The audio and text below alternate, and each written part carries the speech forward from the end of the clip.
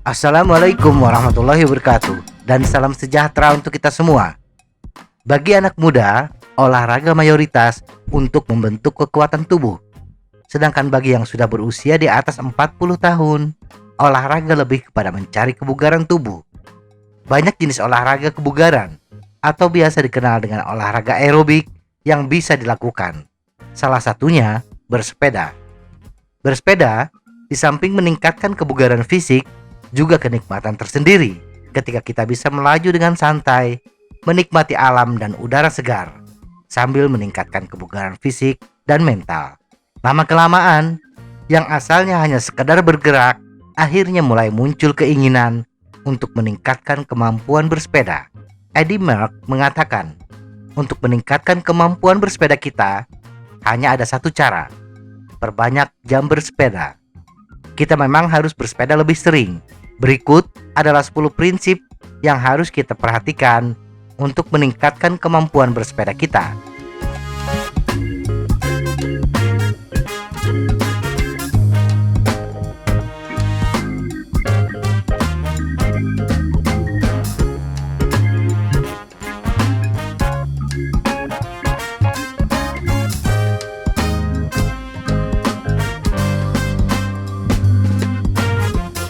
Satu, tubuh selalu beradaptasi. Bila awalnya kita hanya bersepeda sejauh 5 km dan tidak mencoba untuk menambah jarak, walaupun sudah berbulan-bulan bersepeda, tubuh tidak akan menambah kekuatannya. Agar tubuh bertambah kuat, maka tambahkan jarak secara bertahap setiap kali bersepeda. Memang, awalnya kita akan merasakan kelelahan, tetapi seiring waktu, tubuh sudah menyesuaikan dengan tuntutan baru yang lebih berat. 2. Stres ditambah istirahat adalah kesuksesan. Tetapi tidak harus menyiksa badan dengan menambah porsi bersepeda. Memperpanjang jarak tempuh tanpa istirahat. Kita akan menjadi lebih bugar jika membiarkan tubuh pulih dan kemudian beradaptasi dengan beban yang baru. Jika tidak memberi cukup waktu untuk pemulihan, sama artinya tidak memberi kesempatan tubuh untuk beradaptasi, yang bisa menimbulkan cedera atau kehabisan tenaga. 3. Pemulihan. Sebagian besar adaptasi terjadi saat tubuh beristirahat, bukan selama sesi bersepeda. Untuk terus meningkatkan kekuatan, tubuh membutuhkan waktu untuk membangun kembali jaringan-jaringan otot dan sistem pernapasan. 4. Ketahanan dulu. Hindari bersepeda dengan intensitas tinggi, bersepeda dengan kecepatan tinggi bila kita belum membangun basis daya tahan yang baik. Bersepeda dengan intensitas tinggi tanpa daya tahan yang baik hanya akan menimbulkan cedera. 5. Pacing. Pacing adalah bersepeda dengan kecepatan lambat dan mantap dalam tempo yang nyaman. Jadi untuk membangun daya tahan, bersepedalah dengan santai, di mana kita masih bisa berbicara dengan nyaman tanpa terputus-putus. 6. Volume bersepeda.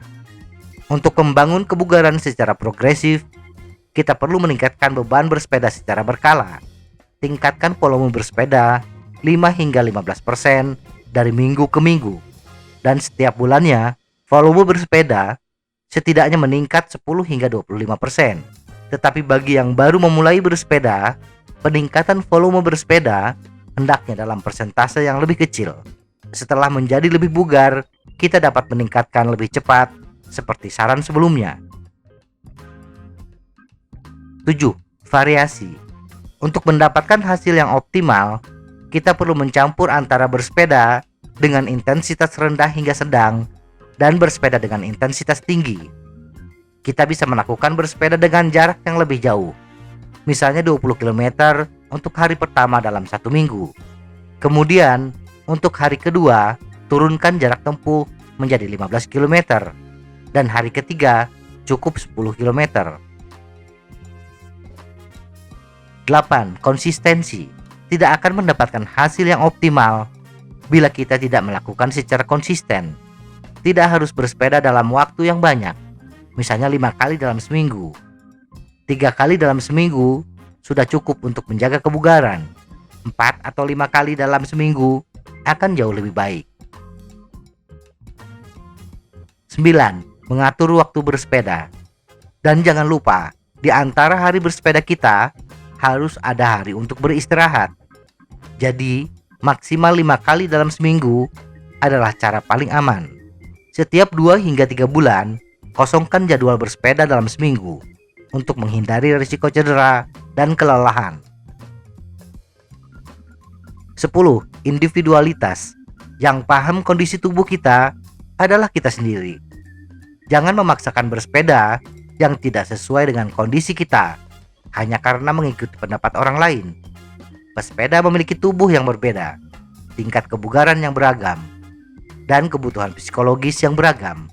Sesuaikan volume dan jadwal bersepeda dengan kondisi kita. Semoga informasi ini bermanfaat. Tetap sehat. Salam goes.